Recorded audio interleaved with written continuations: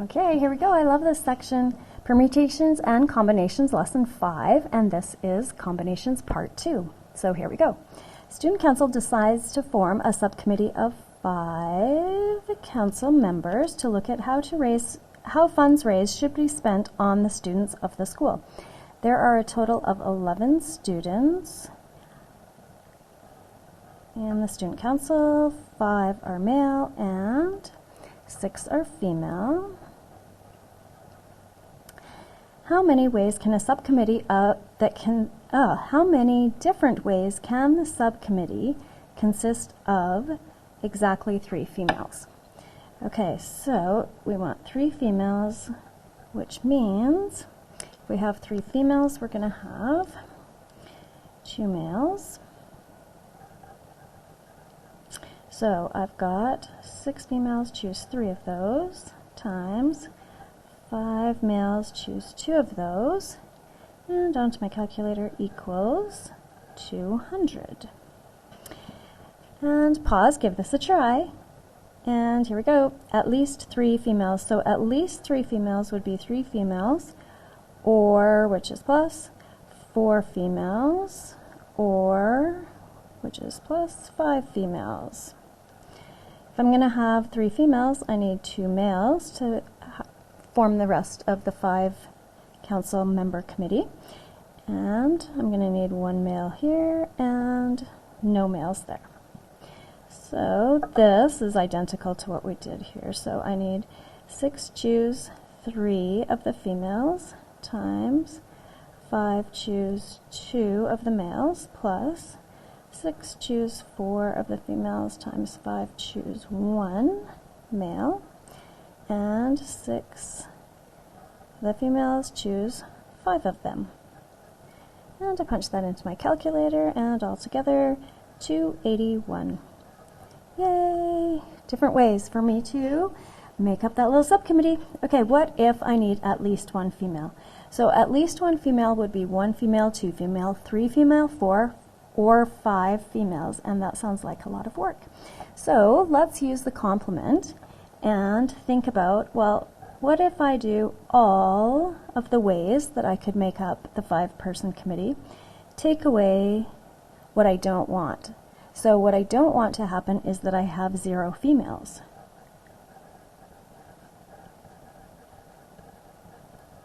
Which ends up, if we think, that's a 5-male person committee. So now let's do it. So all the way, so I've got 11 people total. I'm going to choose 5 for the committee. Take away, I don't want just males. So that would be the 5 males. Choose all 5 of them, which ends up being only 1 way to do that. Anyways, here we go. Pop that into your calculator, and we end up with 461. You'll like that because it'll shorten it a lot. Okay, cards, here we go, number 2. Consider a standard deck of 52 cards. How many different 5-card hands can be formed containing at least 1 red? So you can see I've written again, we could do 1 red or 2 red or 3 red or 4 red or 5 red, which sounds painful to do. So let's do what we did up here and use the complement. If we do all the possible ways, take away what we don't want. Well, we don't want 0 reds, which would be 5 blacks.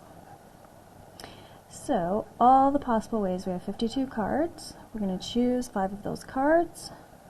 Take away black cards. I have 26.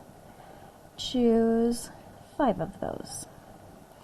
Equals, on my calculator, a nice big number, 2533180.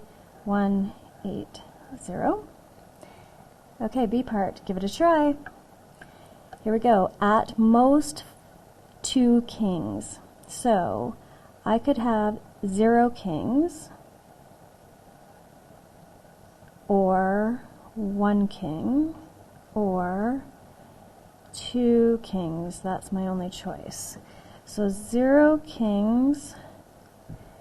I want 5 not kings, really. plus if I'm going to get 1 king, I'm going to need 4 not kings. And 2 kings, I'm going to need 3 not kings. We could have done that in that line. Oh well.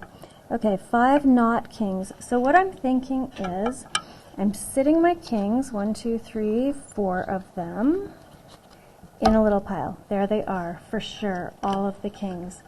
And then all of the rest of my cards go in a different pile. So 5 not kings. Well, I'm only going to choose from the not king pile. So I've got 48 in that pile, choose 5 of them. Or I could do 1 king. So I'll take from this pile, which has 4 kings total, choose 1 of those. And then I need 4 from the not pile, so 48. What am I doing with a K in there? Kings. How about choose? There we go. Da, da, da. Okay, 48, and I need to choose 4 of them. Plus, okay, this guy, 2 kings, so 4, choose 2, times, from this pile, 48, choose 3, equals, and punch away, and I get 2, 5, 9, 4, 4, 0, 0. And no, I'm not punching that fast. I already have it written down. Okay, exactly 2 pairs. This is a fun one because you have to think of the parts that you do automatically in your brain to come up with this.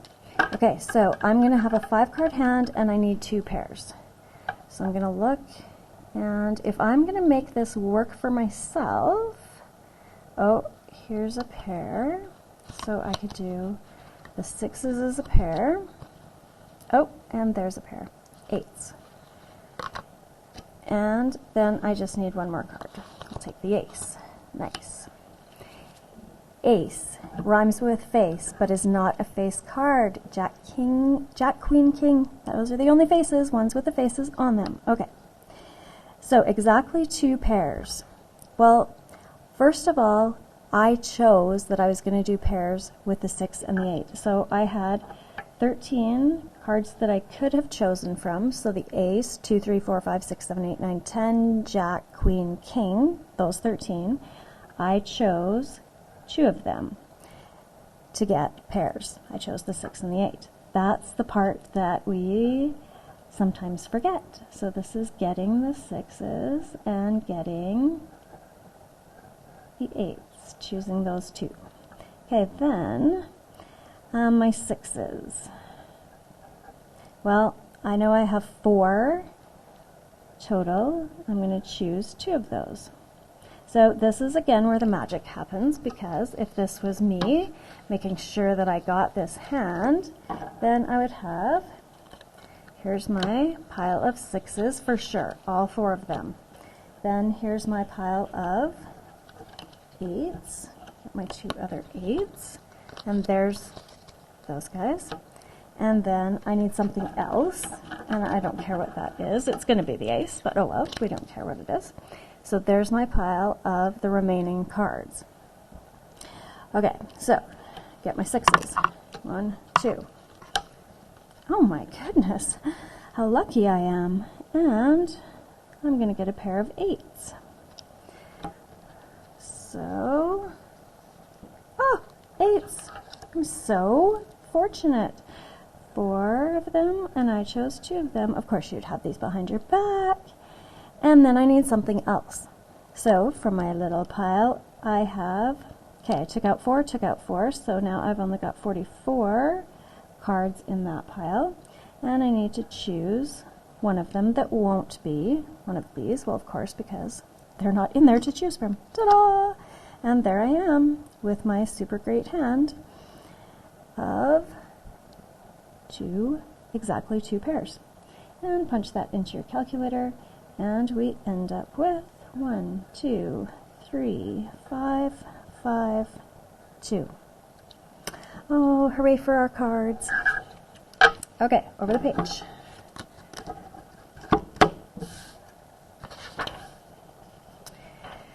Fran and Bernie have identical collections of vintage toy vehicles.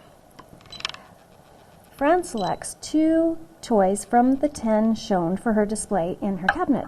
Since the order of the display does not matter to her, she calculates that this can be done in 10 choose 2 or 45 ways. So here she is, there she takes those, and in they go into her cabinet. Ta-da! Nice display, Fran. And Bernie selects 8 toys from the 10 shown in his cabinet. Since the order of display does not matter to him, he calculates this can be done in 10 choose 8, which is also 45 ways. So let's say he takes these guys. And now explain why these 2 end up being the same answer. Well, if we think we've got Fran taking these 2, so 10 choose 2, but we could also think Fran leaving these out, which would mean she took those guys, right? So Fran 10 choosing 8 to leave out gives her that same 45. So if I want to explain that in words, I could say something wonderful, like by selecting 2 toys from 10, you are also selecting 8 toys to leave from the 10 in the cabinet. Therefore, the number of different selections is the same. Something like that. Okay, here's a nice note for us to think about with that. If we just think with numbers, so 6 choose 2 has to be the same as, if I choose 2, I would have left 4. Those are the same. So if I have 7 choose 3, well, if I chose, choose 4. If I chose 4, I would have left 3. So those are the same. And it gives you the equation or your little formula there. Solving for n in combination problems. Okay, this is algebraically just fine if they ask you to do it algebraically. If they don't, guess and check is going to work a lot faster. We'll do the guess and check way first, and then we'll do the algebraic. So during a Pee Wee hockey tryout, all the players met on the ice after the last practice and shook hands with each other, which is super common. Algebraically determine the number of people who attended the tryouts if there were 300 handshakes. So we're imagining them all skating towards each other in a nice line on the ice. So we're thinking we have however many players, we're choosing 2 that will shake hands. Although this occurs simultaneously, you are just thinking of it one occurring once, and adding all those up. So this is called the handshaking lemma, by the way. It gets a nice little name because it's used lots. Okay, so let's just do some guessing. So if I do, like, I don't know, maybe, 50 people came to the tryouts, math, probability, choose 2 of them to shake hands. Oh no, way too many. How about 30? Math, probability. And if you're trying this, I bet you're going to get it before me. Oh, still less. How about 25? And choose 2. Oh yeah, that's right. Oh, also, you know, on your calculator, you can go second and then enter if you haven't done this before. And it brings back whatever line you had before. So I could just go in here and go, oh, what about 22? Choose 2 equals 231 if you didn't want to go to your math and slide over to probability button. Okay, so we guessed 25 is what we know we're going to come up with for an answer. So algebraically, let's do this. So we're doing n choose 2 is supposed to equal 300. And we're using our nice formula sheet. And we will plug into this guy. So n factorial over n minus 2 factorial times 2 factorial equals 300. Okay, you have the skills to do this. Pause, give it a try, see if you can slide this up a little bit. And, okay, resume with me. Here we go. N factorial I know is n minus 1, n minus 2 factorial, and I could cancel. So that's what I want to do. N minus 1, n minus 2 factorial. And I'm going to think it out before I start writing to save myself some time. N minus 2 factorial times 2 factorial is 2. So I will just leave it at that. 300. So my n minus 2 factorial cancel out. And then let's times by 2 on this side, times by 2 on this side. So now I've got n times n minus 1 equals 600. Multiply that out. N squared minus n equals 600. Take away 600, take away 600. N squared minus n minus 600 equals 0. And then I'm going to factor that guy. So n and n. How about 25 and 24? I do minus and plus. N plus 24. So 24n minus 25n, yes, gives me a negative n. So n minus 25, n plus 24 equals 0. And if this factoring you've forgotten, go back to the grade 10 videos or the grade 11 videos. I think I go over it again there too.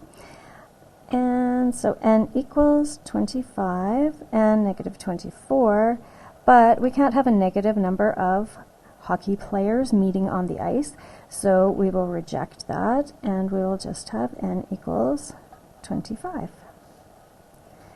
Voila, there they are, all those little hockey players with their big mitts and cool jerseys. Okay, last page. Oh, polygons and diagonals, look at this, they love this one.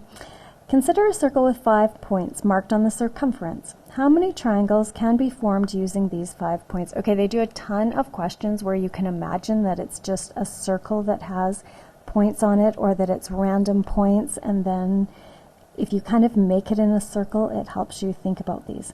So if we're going to make a triangle, we need to connect. We need to choose 3 of the dots we're going to use and connect them. So 5, choose 3 of those dots, gives me 10 different triangles I could make using that. How many lines can be drawn connecting 2 points on the circle? Well, if I just want lines, I just need 2 points to connect. So I'm going to do 5, choose 2 of those. So I could have chosen to make 10 different lines. I could do one here, one here, one here, here, here, and you can imagine all of the ones I could have done. Sketch a regular pentagon. Okay, draw a nice little pentagon. Pause, and here we go. How many lines can be drawn connecting 2 points on the pentagon, including the sides? Okay, well, this is the same as just imagining that we've got 5 random points, and we are going to just draw lines. So how many lines can be drawn? We've got 5 points. Choose 2 of those to connect together. That gives us 10.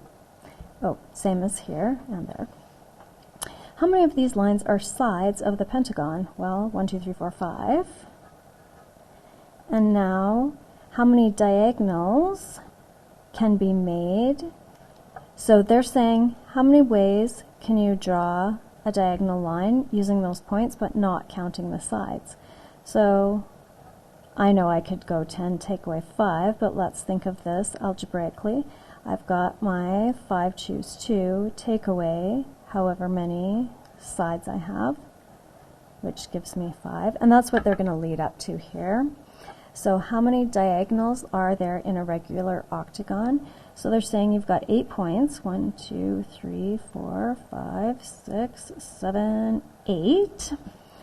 And now you are connecting 2 of those together. And how many are in a regular octagon? So we're not going to count the sides. So this joining, those two, would make a side. We don't want to count that. So if I take all of the ways possible, 8 choose 2, take away the number of sides, 8, that's going to give me the number of diagonals that I'll have. So whatever that number turns out to be. And last one. So in general then, how many diagonals are there in an n-sided polygon? So we just think, well, 1, 2, 3, 4, 5, 6, 7, 8, 9, 10, 11, 12, 13, 14, 15, 16, 17, I don't know, n. N of those, however many, we're going to choose 2 of them to make a straight line. And then however many we make, but we have to take away these sides. So this doesn't count, this doesn't count, this doesn't count. So however many n sides that there are on our polygon. And then they show that down here in this little formula. Okay, that's all we're doing. Have a great time. You'll love it.